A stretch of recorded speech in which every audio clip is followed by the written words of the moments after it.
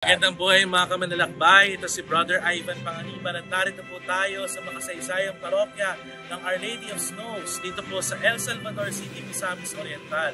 Ito po ay parokya na tinatagpo ng mga Augustinians mula po sa Cebu noong 1751 at ang pangalan po ng lugar ito noon ay Tagnipa. Na-dedicate po ang parokya na ito sa Our Lady of Snows dahil po doon sa miraculous the falling of snow doon po sa Roma na kaya po naitayo yung Basilica ng Santa Maria Maggiore na sineselebrate po natin kapag August 5. Kaya yun din po ang fiesta po nila dito.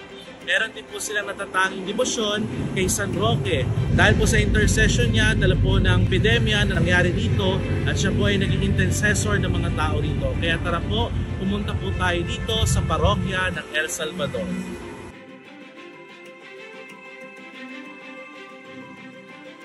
Manalangin tayo.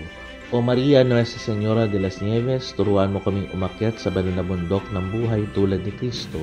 Patubayan mo kami sa landas ng Diyos na minarkahan ng iyong mga yapak bilang ina.